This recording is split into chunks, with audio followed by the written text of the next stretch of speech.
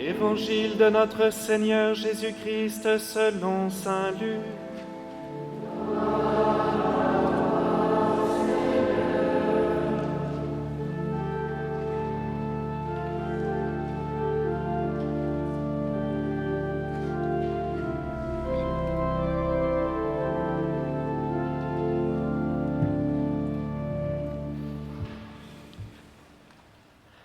En ce temps-là, après son baptême, Jésus, rempli d'Esprit Saint, quitta les bords du Jourdain dans l'Esprit. Il fut conduit à travers le désert, où pendant 40 jours il fut tenté par le diable. Il ne mangea rien durant ces jours-là, et quand ce temps fut écoulé, il eut faim. Le diable lui dit alors, « Si tu es fils de Dieu, ordonne à cette pierre de devenir du pain. » Jésus répondit, « Il est écrit, l'homme ne vit pas seulement de pain. » Alors le diable l'emmena plus haut et lui montra en un instant tous les royaumes de la terre. Il lui dit, « Je te donnerai tout ce pouvoir et la gloire de ces royaumes, car cela m'a été remis, et je le donne à qui je veux. Toi donc, si tu te prosternes devant moi, tu auras tout cela. » Jésus lui répondit, « Il est écrit, c'est devant le Seigneur ton Dieu que tu te prosterneras. À lui seul tu rendras un culte. » Puis le diable le conduisit à Jérusalem, il le plaça au sommet du temple et lui dit, « Si tu es fils de Dieu, d'ici jette-toi en bas, car il est écrit, il donnera pour toi à ses anges l'ordre de te garder, et encore ils te porteront sur leurs mains, de peur que ton pied ne heurte une pierre. » Jésus lui fit cette réponse, « Il est dit, tu ne mettras pas à l'épreuve le Seigneur ton Dieu. » Ayant ainsi épuisé toutes les formes de tentation, le diable s'éloigna de Jésus jusqu'au moment fixé. Acclamons la parole de Dieu.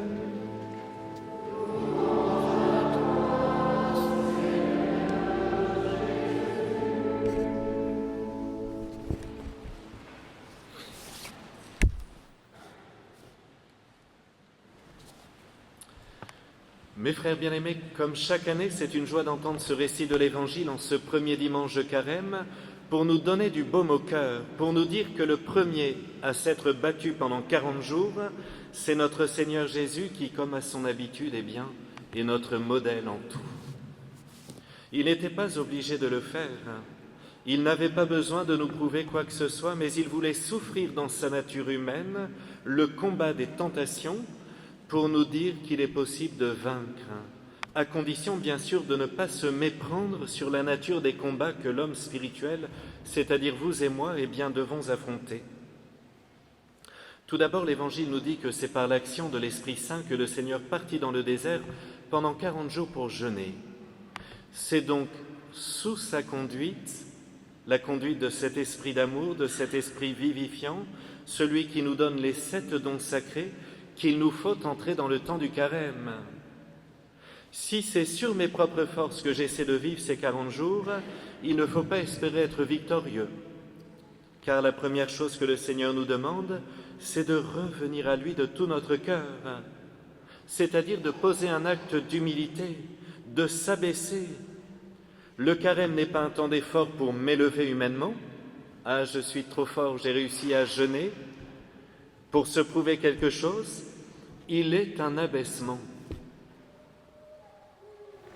Continuons, mes frères, avec ce bel évangile. C'est bien après 40 jours d'efforts, de sacrifices, de fatigue, que les tentations vont être les plus terribles. Pourquoi 40 d'abord ? Eh bien, cela nous rappelle les 40 ans dans le désert du peuple juif, du peuple hébreu, après qu'il ait quitté l'Égypte, soutenu par le bras, la force de Dieu.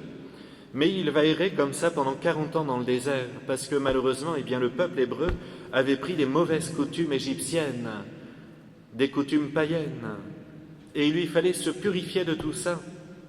De même, mes frères, chaque année, nous passons 40 jours de carême pour nous détacher de l'esprit du monde qui nous colle à la peau.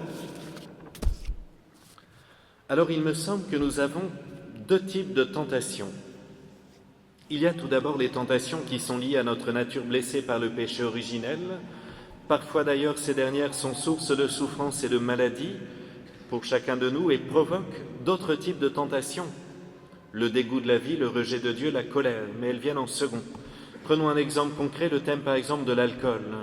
Quand une personne tombe dans ce vice, elle sait qu'elle abîme sa santé et risque de détruire son foie.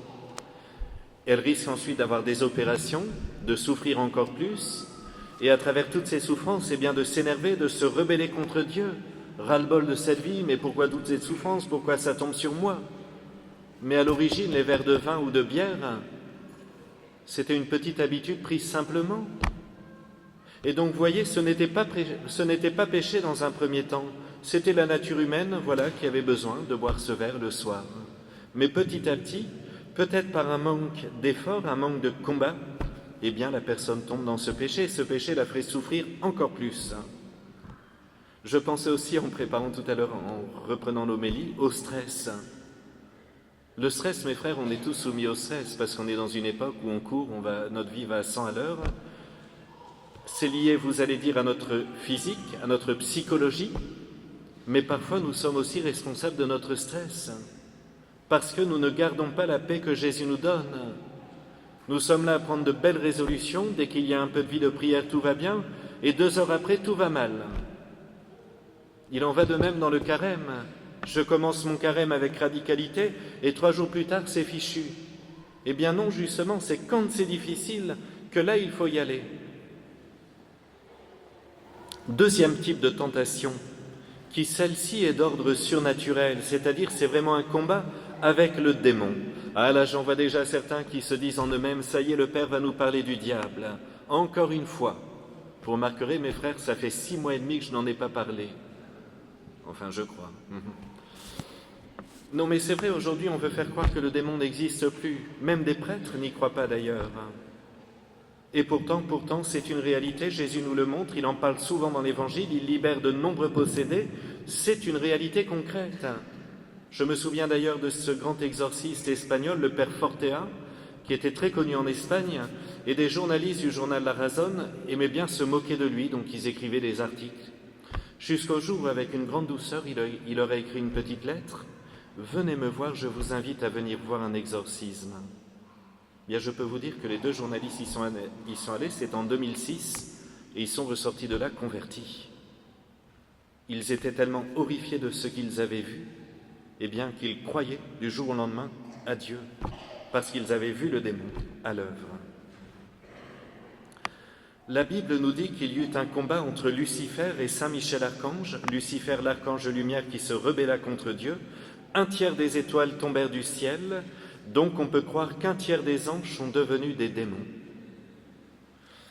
Le mal sur terre, mes frères, les péchés qui détruisent, qui blessent, qui divisent, qui apportent la haine, sont vraiment le travail du mal, mais aussi les péchés qui font qu'on a de la haine envers nous-mêmes, qu'on ne sait plus s'aimer. Sinon, comment expliquez-vous que des êtres humains qui ont été comme vous et moi des bébés, avec un cœur pur, sont devenus en grandissant des monstres? Quand je vois certaines lois qu'on essaie de passer, je trouve ça mais monstrueux, je me dis mais mince, cet homme ou cette femme a été un bébé, au cœur pur. C'est là qu'on voit le travail du démon dans une âme qui ne se prépare pas au combat spirituel et qui laisse petit à petit eh bien, le mal pénétrer son cœur, son intelligence, sa volonté. Et on a beau chercher toutes les circonstances atténuantes sur certaines catégories de péchés, parfois on n'en trouve pas, on se dit c'est vraiment le travail du diable.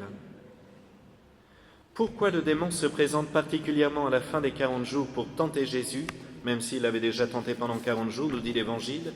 C'est vraiment parce qu'il sait que le combat étant long, il peut y avoir une lassitude qui s'installe. Quand nous ne sommes pas tout à fait dans un esprit de conversion personnelle, mes frères, c'est-à-dire qu'on se laisse aller, on a une certaine médiocrité, on vit dans les plaisirs de la vie, finalement on est peu tenté puisque déjà, tout est déjà un peu fichu dans le combat. Par contre, celui qui a vraiment ce désir de changer son cœur, de se convertir, c'est-à-dire vous et moi, forcément, eh bien, les tentations vont être plus difficiles. Alors on y va, mes frères, là il faut entrer dans le vif du sujet. La première tentation, elle concerne la nourriture, mais c'est une image. Si tu es le Fils de Dieu, ordonne à cette pierre de devenir du pain. Il en va ici de tous les désirs, je dirais, charnels, physiques. de l'être humain. Ça va de la nourriture en passant par le bien-être physique, le confort à tout va, les besoins affectifs, nos petits plaisirs, cigarettes, alcool, jeux vidéo, distractions en tout genre.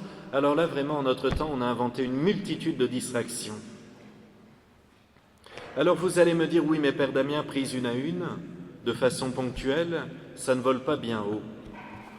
Que dans l'ensemble, c'est naturel, qu'il est normal de manger, d'avoir des moments de repos, de jouer, etc. Mais prises dans leur ensemble, si on prenait le temps de regarder tout ce que nous offrons à notre corps pour notre bien-être, prenons depuis ce matin, depuis le réveil, le temps que j'ai passé dans la salle de bain, au petit déjeuner, à me reposer, à lire, à faire mes petits trucs, sauf les mères de famille, vous me direz, elles étaient déjà sans l'heure pour s'occuper des petits, et les pères aussi, bien sûr, quelle question. Mais vous voyez, si on regarde le temps qu'on pense à nous-mêmes, à notre corps, et quand on voit l'ascendant qu'il a sur notre âme, eh bien on se dit, oui, je suis bien là d'être un être spirituel. Alors que nous sommes appelés à devenir des êtres spirituels, puisque de l'autre côté, nous serons esprits. Ah, j'en vois déjà qui se disent, ah ben nous serons esprits, ça va être nul. Mais justement, mes frères, il y a des sens que nous ne connaissons même pas, que nous aurons de l'autre côté. Ici, nous sommes, je dirais, configurés avec nos sens, l'ouïe, l'odorat, la vue, c'est très limité. Mais de l'autre côté, nous allons découvrir des sens nouveaux, spirituels, que le bon Dieu a créés pour notre plaisir. Et alors là, on va être émerveillés. Et quand on entend que quelqu'un est décédé, certes, nous avons de la peine, mais nous devrions nous dire, il a peut-être de la chance. C'est moi qui ai de la peine d'être ici-bas. Le Seigneur nous donne un moyen très simple de combattre cette tentation de trop nous aimer nous-mêmes. Il dit au démon, et là je reprends d'ailleurs Saint Matthieu, puisque Saint Luc limite la phrase, mais Saint Matthieu nous dit bien, « L'homme ne vit pas seulement de pain, mais de toute parole qui sort de la bouche de Dieu. » Et tac, dans les dents.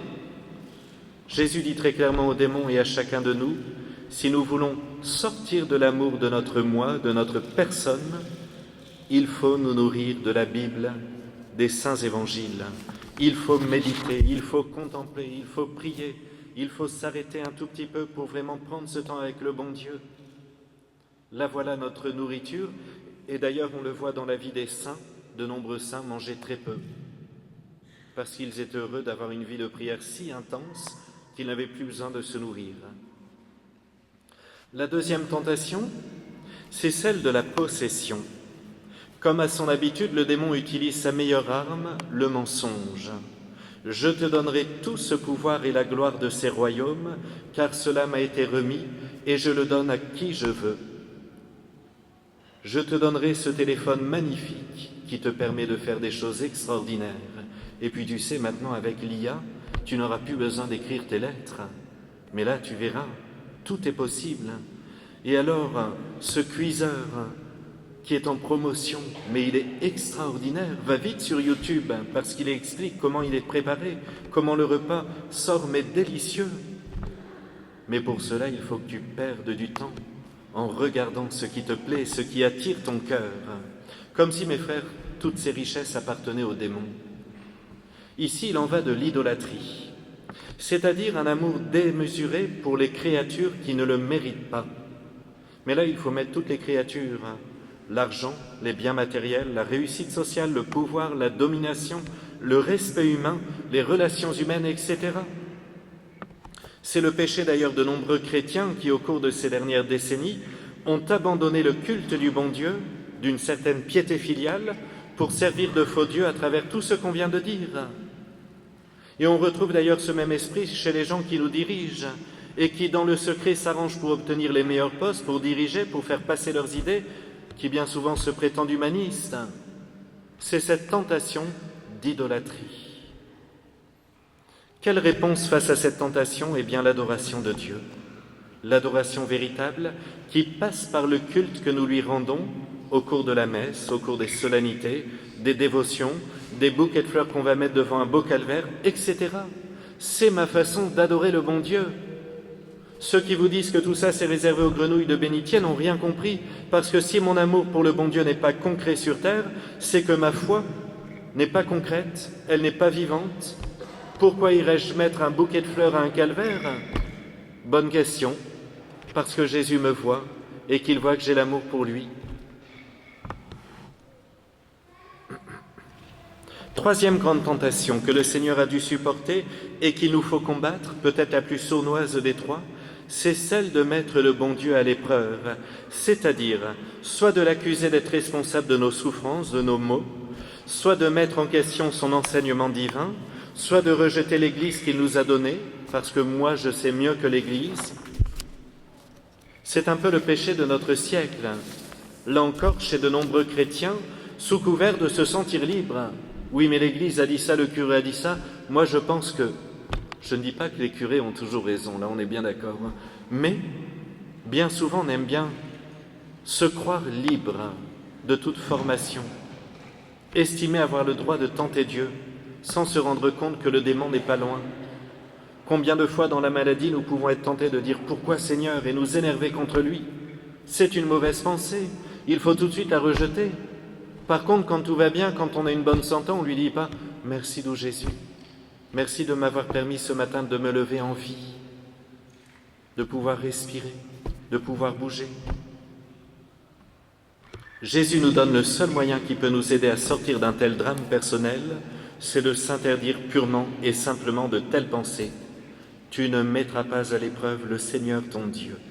Alors en conclusion, mes frères, nous qui avons commencé le carême, j'imagine que parmi nous, il y a différentes façons d'affronter le carême. Il y a ceux qui se disent « Oh non, cette année, j'ai pas envie, ça me fatigue » et on ne fait pas d'effort. Il y a peut-être ceux qui ont été trop radicaux et des gens, ce premier dimanche de carême, commencent à chanceler. Il y a peut-être ceux qui sont entre les deux, qui n'ont pas pris vraiment de grande radicalité de vie, mais qui quand même font de petits efforts. Peu importe, mes frères. Ici, en ce premier dimanche de carême, Jésus nous a montré qu'il est possible de vaincre les tentations par amour pour lui, guidé par l'Esprit Saint, soutenu par la très Sainte Vierge Marie qui nous accompagne. Et puisque je vous parle de la Sainte Vierge, je termine ici par une parole magnifique d'un très grand saint, Saint Maximilien Marie Kolbe. Vous savez qu'il a souffert toute sa vie, souffrance physique, très mauvaise santé, et puis très vite il sera persécuté lorsque les nazis arriveront en Pologne, alors qu'il venait de fonder ce monastère à Niepokalanów avec 700 moines. Il n'avait pas assez de couverture, pas de nourriture, rien. Il vivait dans un froid terrible, mais il y avait une vie fraternelle extraordinaire. Et c'est ainsi que Maximilien Marie Kolbe va terminer dans ce camp de concentration. Il sacrifiera sa vie à la place d'un détenu pour mourir dans le bunker de la faim. Il écrivait à ses frères « Tous, nous sommes toujours la propriété irrévocable de l'Immaculée. Laissons-nous donc guider, soyons calmes, laissons-nous porter par elle. C'est elle qui pensera à tout, qui pourvoira à tous nos besoins d'âme et de corps. Donnons-lui chaque difficulté, chaque peine, et ayons confiance qu'elle songera à nous mieux que nous. Donc, paix, paix, beaucoup de paix dans une confiance illimitée en elle. Soyons occupés, mais non préoccupés. Il faut que les épreuves extérieures et intérieures, les échecs, le dégoût, la lassitude, les dérisions, les revers et les autres croix nous purifient et nous affermissent. Ainsi soit-il.